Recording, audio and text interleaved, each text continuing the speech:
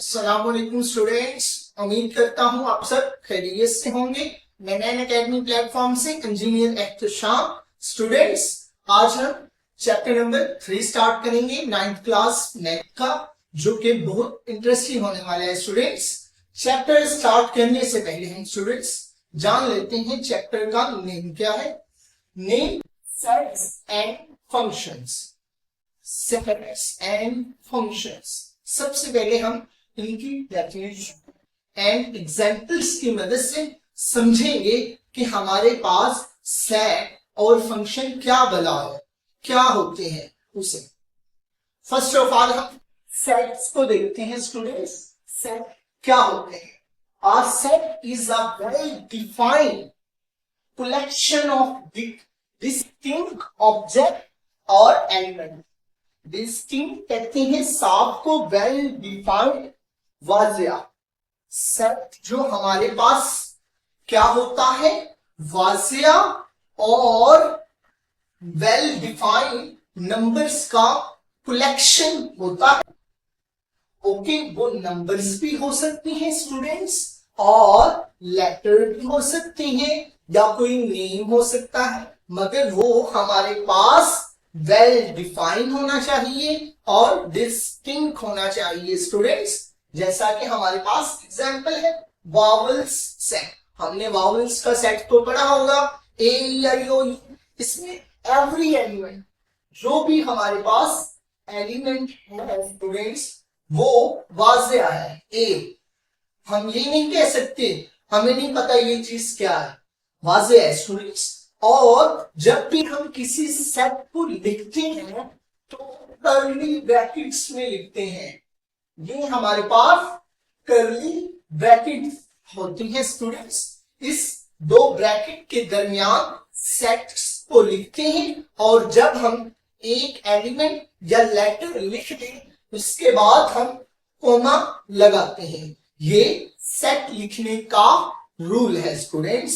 Set कोई भी हो सकता है, नेचुरल नंबर्स का सेट, ये हमारे पास नेचुरल नंबर्स है। अगर आप सेट है ना, सेट हम किसी भी तरह बना सकते हैं स्टूडेंट्स। अगर मैं कहूं भाई मेरी क्लास के 4 स्टूडेंट्स का सेट, अली, जारा, हसनैन, मोइस, ये 4 सेट। ओके स्टूडेंट्स, हम बना सकते हैं। कैसे लिखेंगे उस 4 नामों को? कर्ली ब्रैकेट्स में लिखेंगे। जब हमारा एक नाम कंप्लीट हो जाएगा उसके बाद हम कोमा लगाएंगे स्टूडेंट्स। ओके, ये हमारे पास सेट होता है स्टूडेंट्स।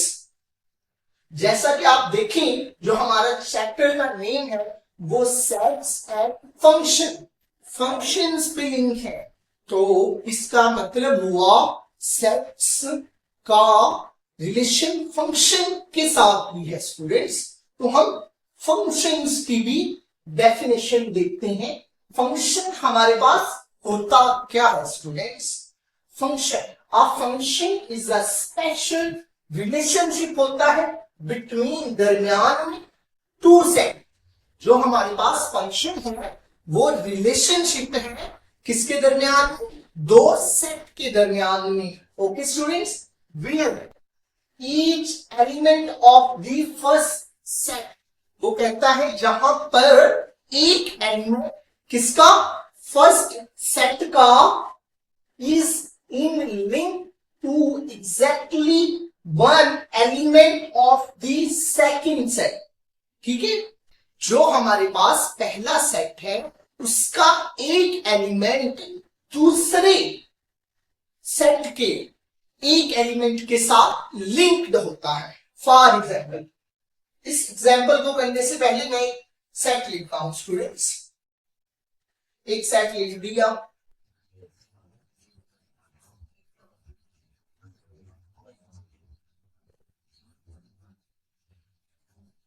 ओके स्टूडेंट्स, इसी तरह हम सेट लिखते हैं कर्ली ब्रैकेट्स में और कोमा। एंड सेकंड सेट में लिखता हूं स्टूडेंट्स।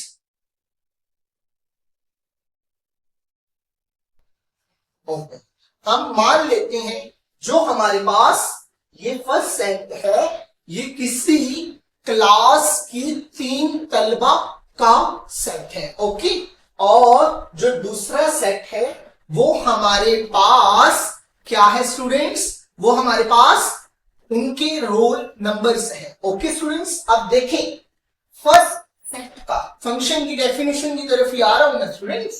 फर्स्ट सेट का पहला या कोई भी एलिमेंट, स्टूडेंट्स फर्स्ट सेट का कोई भी, वो कह रहा है ईच एलिमेंट लिंक होता है किसी दूसरे सेट के एक एलिमेंट से। ओके, अब इससे हमें क्या पता लगा, जो अली है उसका रोल नंबर 1 है स्टूडेंट्स। मतलब अब अली का रोल नंबर दूसरे सेट में, मतलब दूसरे सेट में उन्होंने रोल नंबर हमें बताए हुए हैं ना, तो अब अली का रोल नंबर 1 और 5 नहीं हो सकता। जो हमारे पास फंक्शन होता है उसका एक इनपुट होती है और उसकी आउटपुट भी एक ही होती है, उससे ज्यादा आउटपुट नहीं होती। मतलब अब अली है ना, उसके 2 रोल नंबर्स नहीं हो सकते, हम भी जानते हैं। मैं हूं, मेरा रोल नंबर अगर 5 है तो 6 नहीं हो सकता। यही हमें फंक्शन बताता है कि हम उसे एक ही इनपुट देते हैं और वो हमें एक ही आउटपुट देता है। ओके स्टूडेंट्स, और हमारे पास ये अगर डोमेन है ना, को डोमेन, हम उसे डोमेन कहते हैं जो चीज हमें इनपुट करनी होती है। हम यहां पर अली को इनपुट कर रहे हैं और को डोमेन कहते हैं जिससे हम अपना सोल्यूशन फाइंड कर सकें। तो हम इससे फाइंड कर सकते हैं क्या, मतलब अली का हमने रोल नंबर फाइंड करना है, कहां से फाइंड कर सकते हैं, को डोमेन सेट से फाइंड कर सकते हैं। जिसमें हमने देखा कि 1 अली का रोल नंबर है, जारा का 5 है और अहमद का 3 है। स्टूडेंट्स उम्मीद करता हूं फंक्शन की आपको समझ आई होगी। स्टूडेंट्स एक और एग्जांपल से हम समझते हैं। फॉर एग्जांपल स्टूडेंट्स, एक कोई हमारे पास सेट है, ठीक है, एंड जो हमारे पास को डोमेन है जिससे हम अपना क्या कहते हैं आंसर निकाल सकते हैं। ठीक है, ये देखें जो ए है ना हमारे पास, उसमें सारी की वैल्यूज दी हुई है स्टूडेंट्स। ओके, जैसा कि हम डेफिनेशन में देखते हैं स्पेशल केस होता है 2 सेट के दरमियान। तो हमने दूसरे सेट का एक एलिमेंट ले लिया और फर्स्ट सेट में हमें एक्स की वैल्यूज गिवन है। तो क्या कहता है कि जो हमारे पास डोमेन है, मतलब कि ना हमने फर्स्ट सेट, जो हमारे पास फर्स्ट सेट है उससे हमने एक्स की वैल्यू 1 लेनी है और उसे दूसरे सेट के अंदर पुट करनी है, तो हमारे पास एक आंसर आएगा। सिंपल सा ये इसका जवाब है। फॉर एग्जाम्पल हम फर्स्ट सेट से एक्स की वैल्यू हम 3 ले लेते हैं, वो पुट किस में करनी है, कोड डोमेन में। कोड डोमेन हमारे पास क्या है ये। ओके स्टूडेंट्स, इसमें 3 पुट करेंगे, क्या आएगा 3 + 1 क्या आया 4। ओके, ये देखो जो हमारे पास 3 था, जो हमने इनपुट करना था, इनपुट को हम कहते हैं डोमेन। जो हमने इनपुट करनी होती है जिसके अंदर से हमें सोल्यूशन मिलता है उसे क्या कहते हैं उसे हम कहते हैं कोडोमेन। और जो हमारा आंसर होता है उसे हम कहते हैं रेंज। ओके स्टूडेंट्स, ये भी आपको पता लग गया, डोमेन, कोडोमेन और रेंज हम किसे कहते हैं स्टूडेंट्स। ओके, उम्मीद करता हूं फंक्शन की आपको समझ आई होगी स्टूडेंट्स। फंक्शन बहुत ही आसान होते हैं स्टूडेंट्स, वो एक सेट दूसरे सेट से लिंक करता है और एक ही आंसर आता है स्टूडेंट्स। ये नहीं कि हमारे पास जो आंसर है वो 2 आ जाए, जैसे रोल नंबर है मेरा, मैंने आपको पहले भी बताया। हाँ, इस तरह हो सकता है, जैसे एक एहतशाम लगा लो या एक अली लगा लो, उन दोनों का रोल नंबर सेम हो सकता है। मतलब एहतशाम किसी और स्कूल में पढ़ता है, अली किसी और स्कूल में पढ़ता है, तो उसका भी रोल नंबर 1 है, इसका भी रोल नंबर 1 है, मगर स्कूल डिफरेंट है। मगर ऐसा नहीं पॉसिबल होगा उसके भी इसका एक रोल नंबर भी है और 5 भी है, इस तरह पॉसिबल नहीं है स्टूडेंट्स। एक स्टूडेंट का एक ही आउटपुट हो सकती है, सेम हो सकती है मगर डिफरेंट है। ओके स्टूडेंट्स, हाँ नेक्स्ट डेफिनेशन की तरफ चलते हैं स्टूडेंट्स। अब हम चलते हैं नेक्स्ट डेफिनेशंस की तरफ स्टूडेंट्स। आगे जो हमने एक्सरसाइज 3.1 स्टार्ट करनी है तो उसमें हमें इन डेफिनेशंस का पता होना जरूरी है। इसकी अगर हम इन डेफिनेशंस को नहीं याद करेंगे हम एक्सरसाइज अटेम्प्ट नहीं कर सकते स्टूडेंट्स। ओके, इंशाल्लाह बेहतरीन तरीके आप वीडियो पूरी वॉच किया करें, इंशाल्लाह बेहतरीन तरीके से आपको समझ आएगी। सबसे पहले हमारे पास डेफिनेशन है डिस्क्रिप्टिव फॉर्म, क्योंकि हमारे पास उर्दू मीडियम भी बच्चे होते हैं 9th क्लास के, उनके कहने पे हम उनके उर्दू में लिख देते हैं ताकि स्टूडेंट्स जब वीडियो देखें उन्हें पता लग जाए कि किसकी डेफिनेशन है। तो उर्दू में हम तौज़ीही सूरत इसे कहते हैं। डिस्क्रिप्टिव से ही हमें पता लग रहा है डिस्क्रिप्ट करना मतलब बयान करना, और ये सेट की ऐसी टाइप है जिसे हम बयान करके लिखते हैं। डिस्क्रिप्टिव बयान करने को ही कहते हैं ना स्टूडेंट्स। ऐसा सेट या सेट को लिखने का ऐसा तरीका जिसमें हम सेट को बयान करके लिखते हैं, जिस तरह इसमें एग्जांपल दी हुई है आज the set of all vowels of English alphabet. Students हम तो इसे दूसरे सेट में कर्ली ब्रैकेट्स में भी लिख सकते थे, मगर सेट्स को लिखने की 3 तरह की टाइप्स है। फर्स्ट टाइप डिस्क्रिप्टिव जिसमें हम बयान करके लिखते हैं और उसमें ये तरीका हमारे लिए आसान होता है और दूसरे को भी अंडरस्टैंड करने में इजी होता है। ये हमारे पास फर्स्ट हमारी डेफिनेशन थी। अब नेक्स्ट हम सेकंड की तरफ चलते हैं। टेबुलर फॉर्म, फहरिस्ती सूरत, ओके, जिसमें हम फहरिस्त बनाते हैं, मतलब कर्ली ब्रैकेट्स में हम लिखते हैं, उस सूरत को हम क्या कहते हैं? Tabular form. A set may be described by listing its element within a brackets। कौन सी ब्रैकेट्स? कर्ली। तो हम जो हमने ऊपर एग्जांपल दी थी उसको ही हमने नीचे लिया और कर्ली ब्रैकेट्स में लिख लिया। जिसे हम कर्ली ब्रैकेट्स में लिखते हैं उसे हम क्या कहते हैं? Tabular form. ओके स्टूडेंट्स, उम्मीद करता हूं आपको समझ आई होगी। स्टूडेंट्स नेक्स्ट जो कि हमारे पास लास्ट फॉर्म है सेट को लिखने की, सेट बिल्डर फॉर्म, तरकीबी सूरत। इसमें स्टूडेंट्स हम जो क्या कहते हैं सेट है उसको इस तरह की सूरत में लिखते हैं। डेफिनेशन क्या है? अ वे ऑफ राइटिंग, ये हमारे पास तरीकाकार है लिखने का। अ सेट को by specifying a property that its numbers must satisfy, जिसमें हम नंबर्स को वाज़ेह तरीके से बयान करें। स्टूडेंट्स ये टाइप हमारे पास उस वक्त ज्यादा यूज होती है जब हमें कंडीशंस प्रोवाइड करनी हो।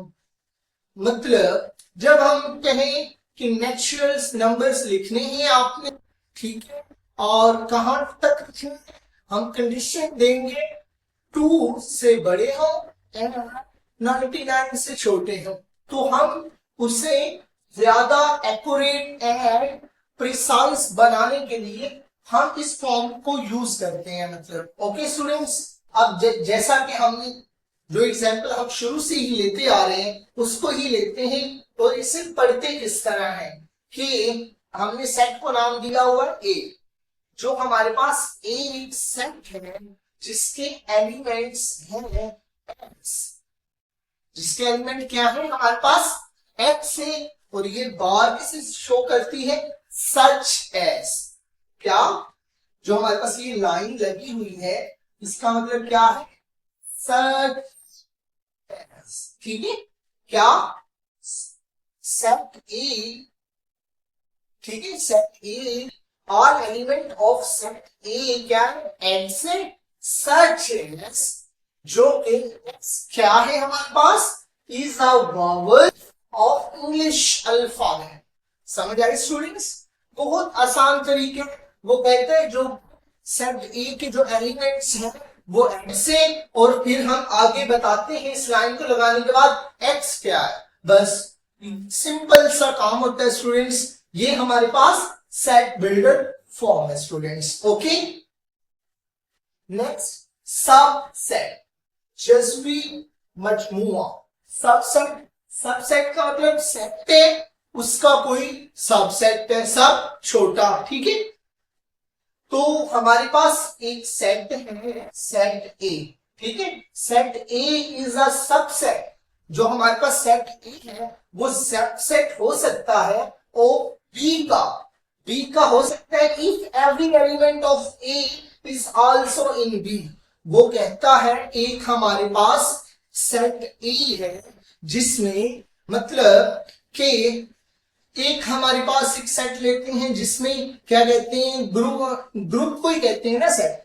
तो एक सेट है जिसमें 3 लड़के हैं, ठीक है, अली, अहमद, मोइज। और एक हमारे पास सेट बी है जिसमें 4 लड़के हैं, अली, अहमद, मोइज और कोई हमजा ले लो, ठीक है। तो हम कहेंगे भाई जो सेट ए है ना उसमें जो 3 नाम के लड़के हैं ना वो सेट बी में भी है, उनके सेम नाम है मगर एक लड़का डिफरेंट है। मगर हम समझ आ रहे स्टूडेंट्स, जो सेट ए के जितने 3 नाम के लड़के हैं ना वो सेट बी में भी मौजूद है। तो इसका मतलब हम कह सकते हैं जो सेट ए है ना वो सबसेट बी का। अब अगर हम देखा जाए बी को सबसेट ए का बना सकते हैं? नहीं स्टूडेंट्स, क्योंकि हमारे पास ए में हमजा है ही नहीं। तो इसीलिए ए में 3 एलिमेंट्स मतलब 3 मेंबर है और बी में 4। इस वजह से ए जो होगा वो सबसेट होगा बी का। जिस तरह यहां पर है स्टूडेंट्स, ए के एलिमेंट हमारे पास क्या है, 1 और 2 है, ओके। मगर जो बी सेट है हमारे पास उसमें 1 2 3 भी आ गया। अब देखा जाए जो ए के एलिमेंट ये है हमारे पास 1 2, ये बी में प्रेजेंट है ना, तो हम कहेंगे जो हमारे पास ए है ना वो सबसेट है बी का स्टूडेंट्स, ओके। अब इसकी फर्दर 2 टाइप है, proper subset and improper subset. Proper set को हम कहते हैं खास जज़्वी मजमूआ उर्दू में, ओके। हमारे पास प्रॉपर सबसेट कब होगा स्टूडेंट्स? पहली कंडीशन तो ये है कि जो अभी हमने एक्सप्लेन की, जो एलिमेंट ए है वो बी का सबसेट हो, जो सेट ए है वो बी का सबसेट होना चाहिए। मतलब जो ए के एलिमेंट्स हैं वो बी में मौजूद होने चाहिए। और दूसरी कंडीशन हमारे पास क्या है, ए है ना जो वो बी के बराबर नहीं होना चाहिए। कि जैसे मैंने आपको एग्जांपल बताई थी उसमें 3 लड़के थे उसमें 4 लड़के थे, अब दोनों में 4 भी होने चाहिए। अगर वो 4 होंगे तो हमारे पास वो इम्प्रॉपर में चला जाएगा। जो भी सबसेट होता है वो जिसका सबसेट होता है उससे कम मेंबर्स होते हैं। मतलब ये हमारे पास सबसेट है और ये किसका सबसेट है, इसका सबसेट है, तो इसके अंदर एलिमेंट्स कम होने चाहिए इसके बराबर, मतलब इसके बराबर नहीं होने चाहिए, ओके स्टूडेंट्स। और इम्प्रॉपर सबसेट जिसे हम गैर खास जज़्वी मरब्बा मजमुआ कहते हैं स्टूडेंट्स। तो इसमें क्या है, अगर वो तो है ना बात कि ए बी का सबसेट हो गया, चलो हो गया, मगर यहां पर इफ ए बराबर बी के हो जाए तो हमारे पास वो इम्प्रॉपर सबसेट है, ठीक है ना। अब ये देखिए ना 5 6 है ए का और बी के भी 5 6 है। अब ये तो है ना ए का, ए जो ए के एलिमेंट है वो बी में मौजूद है और बी के ए में मौजूद है, मगर आपस में ये एलिमेंट्स बराबर है, इसमें भी 2 है इसमें भी 2 है। तो हम इसे क्या कहेंगे स्टूडेंट्स, ये हमारे पास इम्प्रॉपर सबसेट है, ओके स्टूडेंट्स। आज का लेक्चर हम यहां पर ही खत्म करते हैं। अगर आपको किसी भी किस्म की प्रॉब्लम हो स्टूडेंट्स आप कमेंट सेक्शन में हमसे पूछ सकते हैं। और स्टूडेंट्स अगर आपको समझ ना आई वीडियो दोबारा देखें ताकि स्टूडेंट्स आप एक्सरसाइज 3.1 को इजीली अंडरस्टैंड कर सकें स्टूडेंट्स, ओके। मिलते हैं एक्सरसाइज 3.1 में। अल्लाह हाफिज।